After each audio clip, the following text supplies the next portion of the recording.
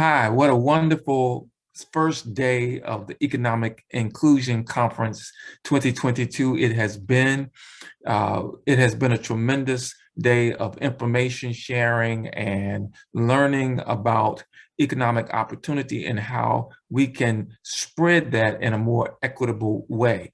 I don't know what your favorite session may be. Perhaps it was the keynote address by Jamie McDonald, the CEO of Upsurge here in Baltimore, and their efforts to make Baltimore an Equitech city.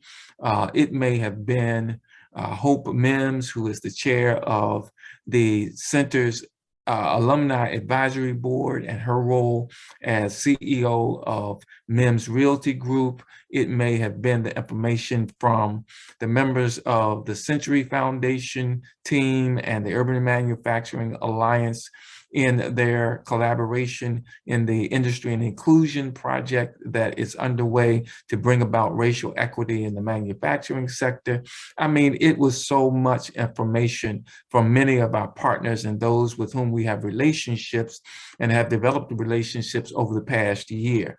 I want to thank Mike Rosenband, who and his Equity Project that's right in West Baltimore, based in the area of Carver High School. Our transdisciplinary research team, these were all Coppin faculty members, Dr. Clue, Dr. Calhoun, Dr. Richardson, who talked about the value of transdisciplinary research and working on transdisciplinary research teams. We had our friends from Maker USA, Colin Lacey and Stephanie Santoso, who are the leaders of that organization, who shared with us, and Dorothy Jones Davis, who is the executive director of Nation of Makers. I don't want to leave anybody out because the information was so awesome.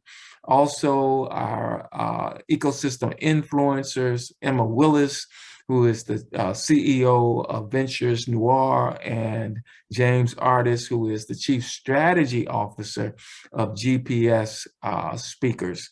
They were all fantastic. Now get ready for day two. We have another day of information sharing. Before we talk about that, while we were having a virtual experience, we also had many of our high schools that are in the Coppin footprint on campus today. And we want to thank the leader of the CTE office at Baltimore City Public Schools, Kamasi Vines, his work-based learning staff, and the teachers, educators, and students from the various high schools in the area. They were on campus today for an experience. Now get ready for tomorrow. Tomorrow, we kick it off with Troy Stovall, who is the CEO of TEDCO, the Technology Development Corporation of Maryland, and the great work that they are doing as partners with Coppin State University, particularly in the entrepreneurship space. And then we have an entire morning of activity. Don't forget, 3 tracks: economic development, education, and social and community innovation.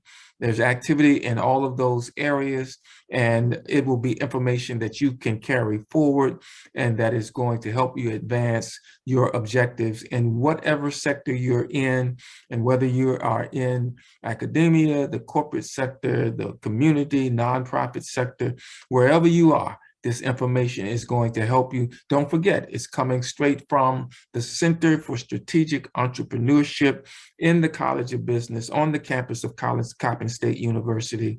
We had a wonderful governor's candidate forum earlier this week as a pre-conference activity, but it has been a wonderful week of activity as we seek to share information that is going to help you in your cause. So we will see you tomorrow, and thank you for joining us on the first day.